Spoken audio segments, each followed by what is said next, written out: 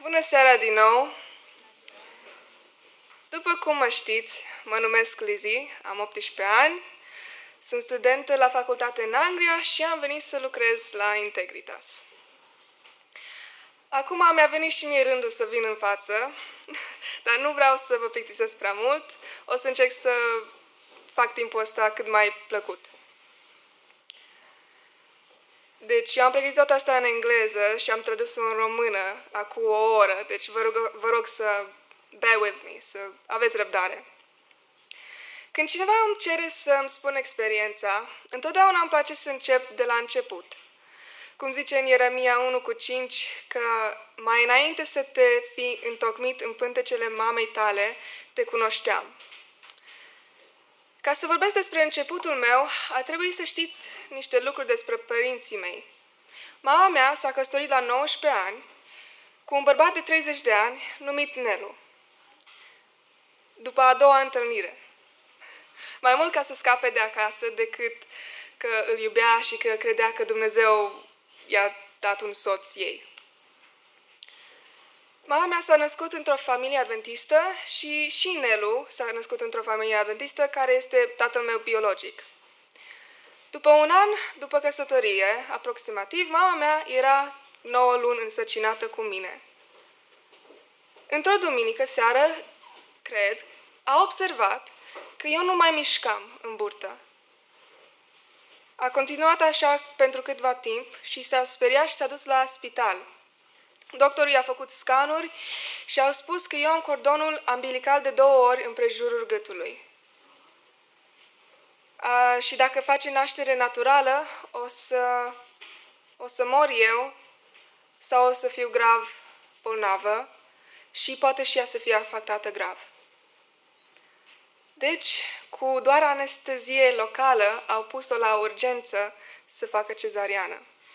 Mi-a povestit când era mai mare că ea era tot trează și auzea cum îi spune: adu-mi cuțitul, dăm foarfecele, dăm acul, dăm bistruiul. Și pentru ea era ca un film horror, așa. Era așa o perdea, dar ea auzea tot.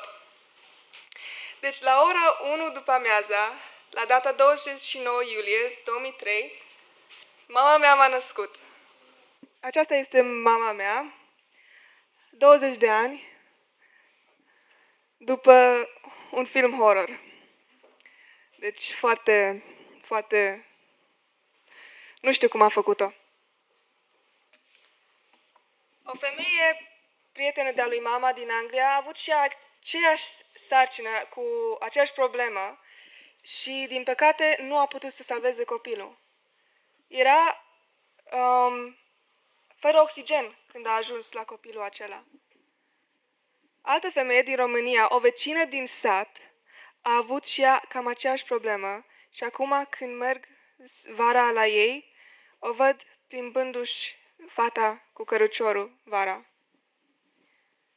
Deci eu am fost un copil miracol, pot să spun. Dar dacă sunt un pic cucu, acum știți de ce, da? Să nu vă speriați. 6 ani jumătate am stat în România după ce ne-am mutat în Anglia cu familia. Mama mea a mai născut o fetiță pe nume Daria, sau în engleză noi îi spunem Joanna, și locuiam în mijlocul Londrei, într-un shared house, asta înseamnă cu mai mulți oameni în ei, niște români care nu erau creștini și landlordul cred că era un drug dealer. Un loc super sigur pentru o mamă cu 2 copii tineri și un tată care nu-i păsa.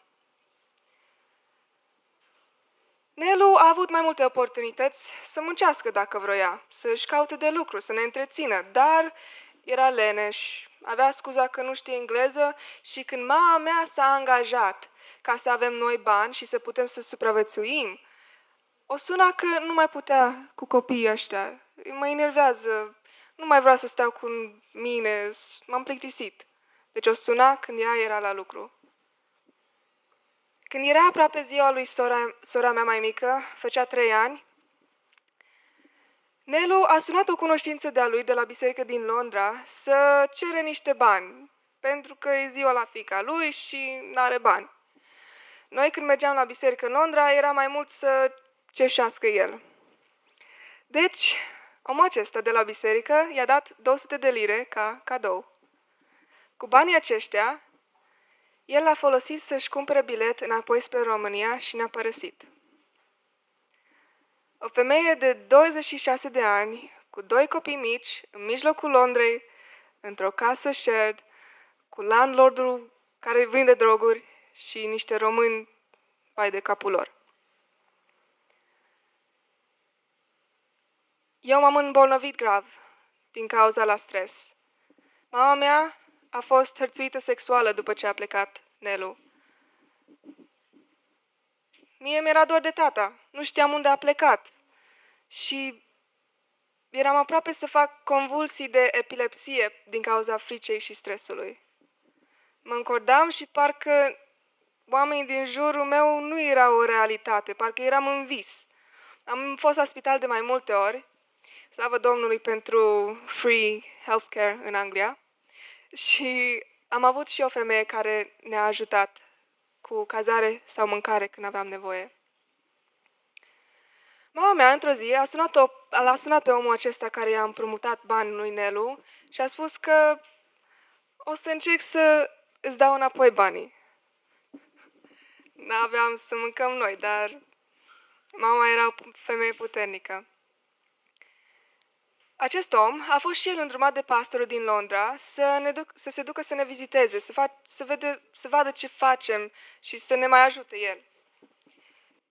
Când a venit să ne viziteze, sora mea s-a pus fix în brațele lui și el mi-a scos primele dinte, că se mișca. Și mi l-a scos. Pe acest om îl cheamă Harry Blaj și este tatăl meu adevărat. Poză? Deci, poza asta este făcută când a venit să ne viziteze și ne-a dus într-un parc. Și eram foarte fericită că venea și cu mine cineva în parc. Deci ne-am mutat cu el, am devenit o familie și am avut o copilărie foarte frumoasă. Am fost la școală în Anglia până la 11 ani, după ce am decis că influența din școală nu e bună și plus școala mă ținea cu un nivel mai mic decât eram eu capabilă. Și am început să fim homeschooled la 11 ani jumate. La vârsta de 12 ani ne-am înscris la o școală din America și eram cu 2 nivele mai sus decât copiii de la școală. Mi-a plăcut să fiu homeschooled pentru că am călătorit în multe locuri. Germania, Italia, California, România. Foarte frumoasă România, chiar îmi place. Și am avut ani frumoși cu experiențe faine. Singurul lucru care pot să spun că este un dezavantaj la homeschool, pentru noi cel puțin, a fost că n-am avut socializare cu copii de vârsta noastră. Să nu mă înțelegeți greșit. Noi știam să discutăm, să avem discuții serioase cu adulți, cu bătrâni, cu copii mici, dar în Anglia unde locuiam și unde stăteam cel mai des, nu aveam copii de vârsta noastră.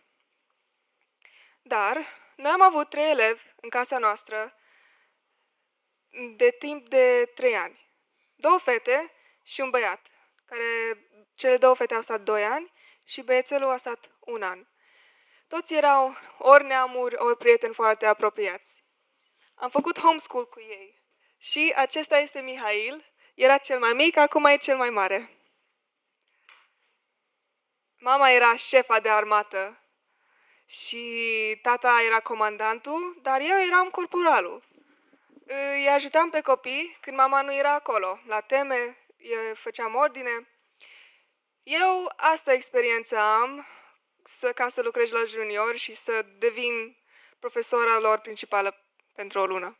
Deci, e fain. Chestia este că mulți oameni ne-au descurajat, că nu o să pot să intru la facultate cu diploma de homeschool.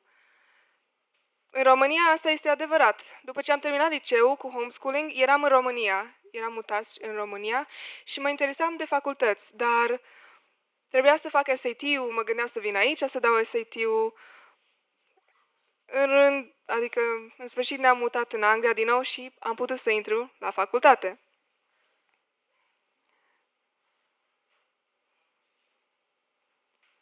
Eu la vârsta de 13 ani m-am botezat în biserică în Luton, pe lângă Londra. Nu asta este poza. N-am putut să găsesc poze, nu știu de ce, dar asta este aproximativ pe atunci. Dar că este în România, vara în care, următoarea vară. La botezul meu am cântat o cântare pe care o să vă cânt și eu la sfârșit. Și după câțiva ani, eu am vizitat biserica asta unde m-am botezat și a venit o tanti la mine. Ea mi-a spus că, bună, nu știu cine sunt, mi-a spus numele ei. Ok, eu nu știam. A spus că eu nu am fost la biserică, adică eu am fost adventistă, dar m-am dus în lume. Și într-un sabat am vrut să vin înapoi, nu știu, am avut așa o impresie să vin înapoi. Și când am fost, era botez și cântarea ta m-a făcut să vin înapoi în biserică. Când am auzit acest lucru m-am șocat, adică eu doar am cântat o cântare, m-am dus acasă după aia, că noi n-aveam prieteni sau neamuri ca să celebrăm cu este aici în România foarte frumos. Dar pentru ea asta a contat.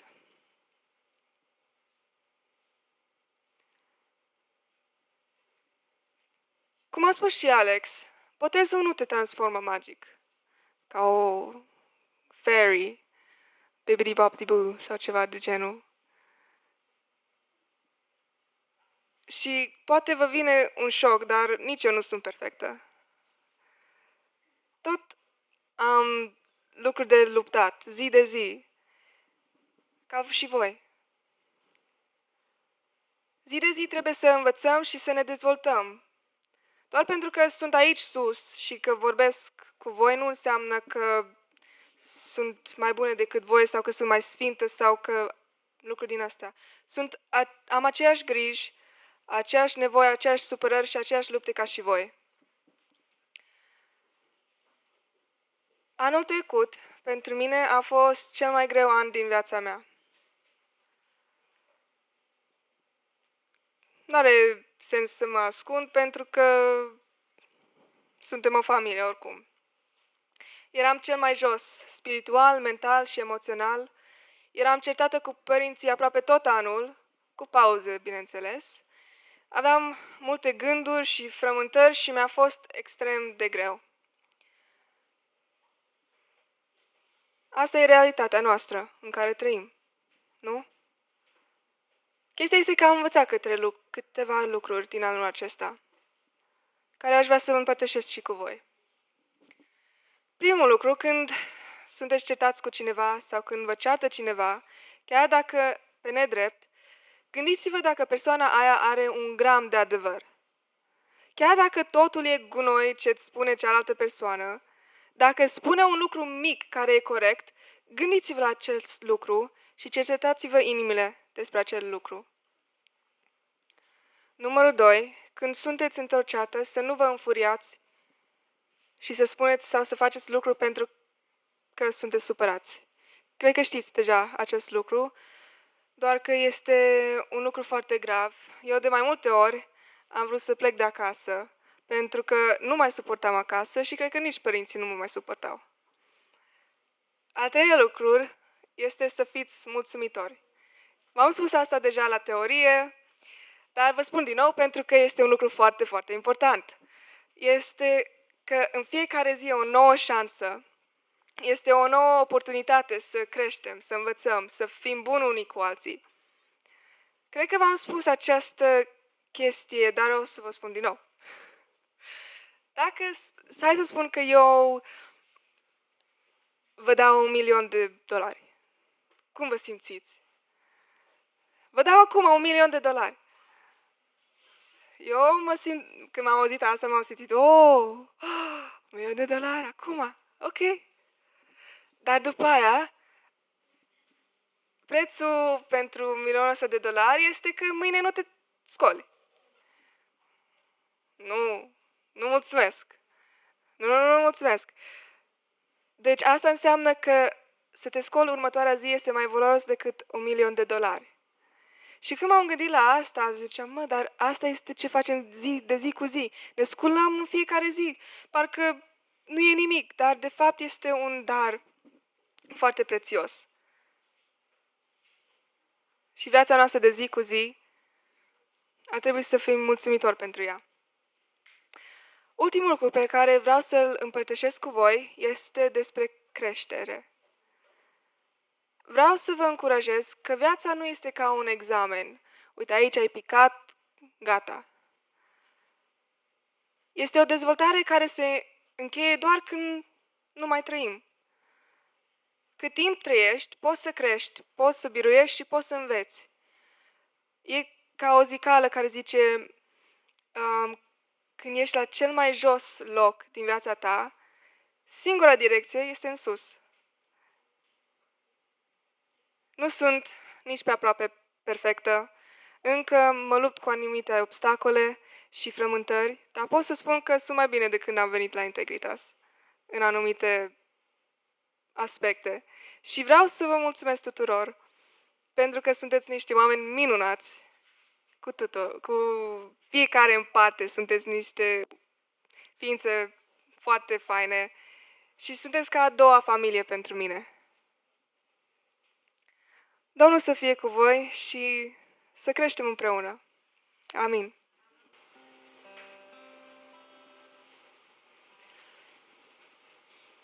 The Savior is waiting to enter your heart. Why don't you let him come in? There's nothing in this world to keep you apart. What is your answer to him? Time after time he has waited before, and now he's waiting again to see if you're willing to open the door. Oh, how he wants to come in. If you take one step towards the Savior, my friend, you'll find his arms open wide. Receive him and all of your darkness will